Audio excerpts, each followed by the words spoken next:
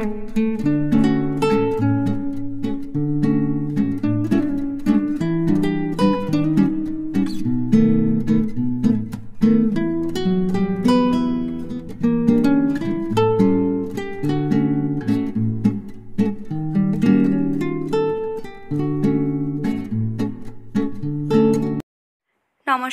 কেমন আছেন সবাই? আজকে শুক্রবার, সকাল তখন এই 6:45 মতো বাজে। আজকে এখন থেকে তোমাদেরকে সঙ্গে নিয়ে আমি ব্লগটা শুরু করলাম। এই যে বলতে বলতে 7টা বেজে গেছে, মেয়ের স্কুলে যাওয়ার সময় হয়ে গেছে। আর আজকের না এত খারাপ লাগছিল, বলছিলাম না আগের দিন গ্যাস শেষ হয়ে গেছে, ইন্ডাকশানটাও খারাপ হয়ে গেছে জানো। তাই মেয়েটাকে আজকে কিচ্ছু করে দিতে পারিনি, শুধু জল বিস্কুট খেয়ে চলে গেল। টিফিনও করে দিতে পারিনি, টাকা দিয়ে দিলাম ক্যান্টিনে খেয়ে নেবে। যাই হোক, সব দিন তো সমান যায় না, মেয়েকেও তো সব কিছুর মধ্যে অ্যাডজাস্ট করতে হবে না। মেয়েকে বাসে তুলে দিয়ে এসেছি, এসেই আমি বিছানাটা আগে গুছিয়ে নিই। ওর পাপাকে তুলে দিয়েছি যে তুমি যাও গিয়ে একটুখানি বাজার থেকে ঘুরে এসো। পাপা বাজারে চলে গেছে, আমি সেই সুযোগে টিছানাগুলো তুলে ভালো করে ঘরটরগুলো পরিষ্কার করে নিই। আর সবথেকে খারাপ লাগছিল একটা জিনিস, মেয়ে চলে যাওয়ার পর আমার হঠাৎ করে মনে পড়লো যে আমার একটা ইলেকট্রিক কেটেল আছে। আমার না এমন একটা সমস্যা আছে, আমি জিনিস এমন গুছাই আমার আর পরে মনে থাকে না। এটা আমার একটা বিশাল বড় সমস্যা। হঠাৎ করে বিছানা গুছাতে গুছাতে সংসারের বাসি কাজ করতে করতে মনে হলো যে এ বাবা, আমার একটা ইলেকট্রিক কেটেল আছে। তো সঙ্গে সঙ্গে এই বক্স খাটের মধ্যেই রাখা ছিল জানো। তারপর আবার ইলেকট্রিক কেটেলটা বার করলাম। এই যে তোমাদের সঙ্গে কথা বলতে বলতে দুটো ঘরের বিছানা গুছানো হয়ে গেছে, আর এই ঘরটাকে ঝাঁট দিয়ে ভালো করে মুছে নেবো। তারপরে ইলেকট্রিক কেটেলটা বার করলাম। ওর বাবা বললো তাহলে একটুখানি গ্রিন টি করো, কিন্তু আমার সত্যিই খুব খারাপ লাগছিল। মেয়েটাকে একটুখানি যদি মনে থাকতো তাহলে একটু জল গরম করে হরলিক্স করে দিয়ে মেয়েটা খেয়ে যেতে পারতো, কিন্তু শুধু জল বিস্কিট খেয়ে চলে গেল। যাই হোক, ঘর মোছা হয়ে গেছে। চলো, জামা কাপড় আগেই কাচতে দিয়ে দিয়েছিলাম, জামা কাপড় কাচা হয়ে গেছে, ছাদে গিয়ে সব কিছু মেলে দিয়ে আসি। আর শীতের জামা কাপড়গুলো কেচেছি। আর ওয়াশিং মেশিনে না আমি বেশি দিন জামা কাপড় পরতে দিই না, সোয়েটার ফোয়েটার 2-1 দিন পরার পরেই কেচে দিই, তাহলে কম নোংরায় কাচা হয়ে যাবে, তাহলে অত বেশি ঘষাঘষি করতে হবে না। আর এই যে ছাদে চলে এসেছি, এসে জামা কাপড়গুলো ভালো করে মেলে দেব। আর ওয়াশিং মেশিনে একটা সুবিধা কী বলো তো, যে জলটা একদম পুরো ভালো করে নিংড়ে বেরোয় তো, আর হাতে অত ভালো করে নিংড়ানো যায় না। এই যে দেখো, উলের জিনিসপত্রগুলো যদি আমি হাতে নিংড়াতাম তাহলে একটা জল পড়তো, কিন্তু এখানে ওই ব্যাপারটা নেই, পুরো জলটা ঝাড়িয়ে বার করে, এটা একটা সুবিধা। তাই খুব তাড়াতাড়ি শুকিয়েও যায়। এই যে সকালবেলা ওই জন্যে আগে ভাবলাম জামা কাপড় কটা মেলে দিয়ে আসি। আর আমার না একটা সমস্যা আছে, আমি এই ঠান্ডার সময় মোজা না পরে একদম থাকতে পারি না। হঠাৎ দেখলাম বালতির মধ্যে একটা মোজা আছে, একটা মোজা নেই। তারপরে দেখলাম ওয়াশিং মেশিনের মধ্যেই মোজাটা থেকে গেছে। প্রথম যখন ওয়াশিং মেশিন কিনি না, একবার এরকম একটা কাণ্ড হয়েছিল। মেয়ের একটা মোজা কোনোভাবেই খুঁজে পাচ্ছি না, আমি ছাদে খুঁজছি, সিঁড়িতে খুঁজছি, সব জায়গায় খুঁজছি, কোথাও মোজা নেই। তারপরে ভাবলাম গেল কোথায় মোজাটা, তারপরে ওয়াশিং মেশিনের মধ্যে ভালো করে ঘুরিয়ে দেখলাম ওর মধ্যে সেঁটে আছে। যাই হোক, এই যে ইলেকট্রিক কেটেলটা বার করেছি, ভালো করে ধুয়ে আর একটুখানি জল বসিয়ে দিলাম, দিয়ে একটুখানি গ্রিন টি করে নিলাম, দিয়ে 2টো কাপের মধ্যে একটু মধু দিয়ে আর একটুখানি গ্রিন টি খাই, খেয়ে তারপরে দেখি রান্না বাড়া বসাবো। আর গ্যাস হতে নেই, কিসে রান্না বসাবো, তাই ওয়েট করছিলাম যে গ্যাসটা কখন দিয়ে যাবে। ফোন করেছিলাম জানো, বলল যে দিয়ে যাব, কিন্তু ভরসা করা যায় না তো, যতক্ষণ না গ্যাস পৌঁছাবে ততক্ষণ তো কিছু করা যায় না। তার মধ্যে আবার বাবু বাজার থেকে ভোলা মাছ কিনে নিয়ে এসছে, চিংড়ি কিনে নিয়ে এসছে, মোচা কিনে নিয়ে এসছে। তো অগত্যা মোচাটা তো করতেই হবে, কারণ কালকে শনিবার, আজকের আর মোচা করতে পারবো না, কালকের আর মোচা করতে পারবো না, তাই আজকেরই করে নিতে হবে। আর ভাবলাম মোচাটা এখন কাটবো না, চিংড়ি আর মাছগুলোকে ভালো করে পরিষ্কার করে নিই, যদি না গ্যাস দিয়ে যায় আবার কি করি দেখি, খাবার টাবার না হলে কিনে নিয়ে আসবো। তারপরে দেখলাম 11টার দিকে গ্যাসটা দিয়ে গেল। গ্যাসটা দিয়ে যাওয়ার সঙ্গে সঙ্গে আমি আগে মাছটা ধুয়ে ভালো করে ধুয়ে রেখেছিলাম, আমি ভাজা বসিয়ে দিলাম। মাছটা ভাজা বসিয়ে দিয়ে মাছের তরকারিটা একদিকে বসিয়ে দিলাম, আর একদিকে হচ্ছে ভাতটা বসিয়ে দিলাম, দিয়ে আমি মোচা কাটতে শুরু করে দিয়েছিলাম। আর ছোট ছোট 3টে মোচা এনেছিল। 3টা মোচা কাটতে কম সময় লাগে। আজকের আমার রান্না শেষ হতে হতে মানে প্রায় 1:30টা বেজে গেছে। 1:30টা কি আরও বেশি, মানে আমি মোচাটা লাস্ট বসিয়ে দিয়ে আমি স্নানে চলে গিয়েছিলাম। তো যখন এসে বন্ধ করলাম প্রায় 1:45 বাজে। এই যে তোমাদের সঙ্গে কথা বলতে বলতে আমি মাছের ঝালে জল ঢেলে দিলাম। আসলে মাছের ঝালটা এমন কিছু দিয়ে করিনি, শুধু একটুখানি পাঁচফোড়ন ফোড়ন দিলাম, আর একটুখানি পেঁয়াজ, একটু শুকনো লঙ্কা, কাঁচা লঙ্কা দুটোই দিয়েছি, দিয়ে একটু টমেটো দিয়ে ভালো করে কষিয়ে হলুদ লবণ সব কিছু দিয়ে কষিয়ে আর জল ঢেলে দিলাম।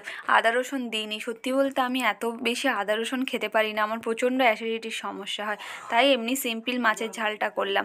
আর একটুখানি করব ফুলকপির রোস্ট। মেয়েটা কদিন ফুলকপির রোস্ট খাবে খাবে করে খুব বায়না করছে, তাই একটুখানি পোস্ত আর কাজু বাদাম বেটে নিলাম। আর আমার না ছোটো মানে মিক্সার গ্রাইন্ডারের ছোটো জারটার না সমস্যা হচ্ছে, কী যে হচ্ছে কিছুতেই পেস্ট হচ্ছে না, তাই কি করব অগত্যা এতটুকুনি জিনিস তো আর বড় জারে দেওয়া যায় না, তাই ওই শিলপাটাটা বার করে ওটাতেই বেটে নিলাম। তারপরে কড়াইয়ে একটুখানি শুকনো লঙ্কা, তেজপাতা আর গোটা গরম মশলা, একটুখানি আদা দিয়ে দিলাম, দিয়ে একটুখানি কষিয়ে আর হলুদ লবণ লঙ্কা দিয়ে আর একটু জিরে ধনের গুঁড়ো করা ছিল ওটা দিয়েছি, দিয়ে আর ভালো করে কষিয়ে আর একটু হচ্ছে ওই যেই পোস্ত আর কাজু বাদামটা বেটে রেখেছিলাম ওটা দিয়ে দিয়েছি, দিয়ে তারপরে একটু নাড়াচাড়া করে আবার টক দইটা দিয়ে দেবো। তারপরে একটু তেল তেল মতো বেরিয়ে গেলে আর ফুলকপিটা দিয়ে দেবো। আর ফুলকপিটা না আমি আগে থেকেই ভেজে রেখেছিলাম, আর একটু নাড়াচাড়া করে জল ঢেলে দিলেই হয়ে যাবে। আর এই দেখো, ওদিকে আমি রান্না করছিলাম আর ফাঁকে ফাঁকে মোচাগুলোকে কেটে নিচ্ছিলাম। আর 3টে মোচা কাটতে তো একটু সময় লাগে, তাই তাড়াহুড়ো করে মোচাগুলো কেটে নিচ্ছিলাম। আর ওই ঘুরঘুরিটা আছে ওর মধ্যে দিয়ে ভালো করে কুচো করে নেব, নিয়েই সিদ্ধ করে বসিয়ে দেবো। এই যে তোমাদের সঙ্গে কথা বলতে বলতে আমার মোটামুটি মোচা কাটা হয়ে গেছে, আর এদিকে আলু কেটে আমি মোচাটা বসিয়েও দিয়েছি, শুধু একটু আদা বাটা দিয়েছি আর একটু পেঁয়াজ দিয়েছি, আর কিচ্ছু দিইনি। হ্যাঁ, আর চিংড়ি দিয়েছি।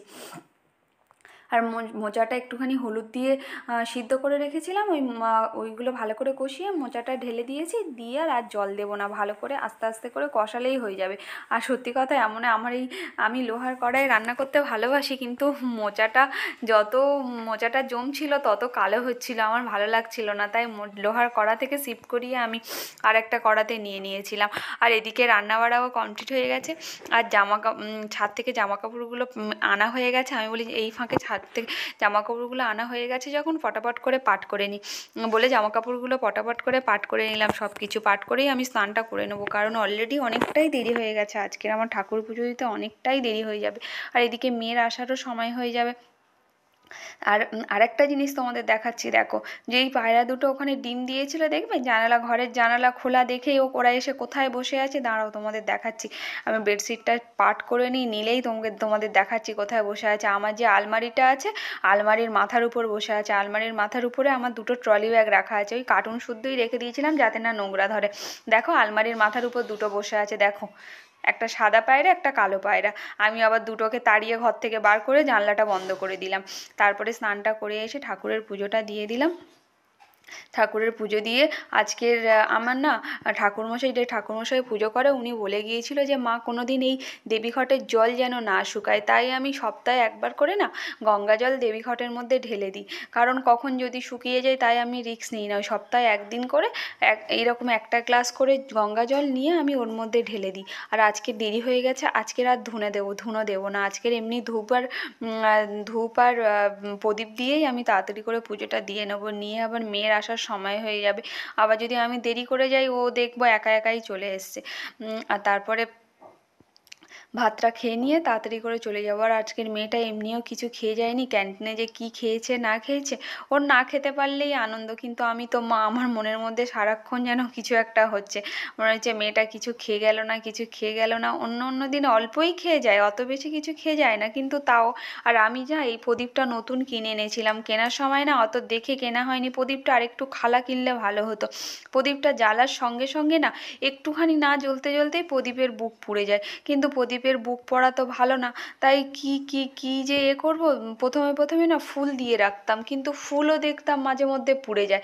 তাই কি যে একটা অপশান বার করব তাই না ভেবে একটা টাকা নিয়ে ওই সলতের মুখের কাছে দিয়ে রাখি, তাহলে আর বুকটা পড়ে না, ওটা ওই পর্যন্তই পুড়ে ও থাকে, আর বুকটা পড়ে না। তাই এই টাকাটা নিয়ে আবার প্রদীপের কাছে সরিয়ে দিচ্ছি, দিয়ে কটা ধূপ দিয়েই উঠে আসবো।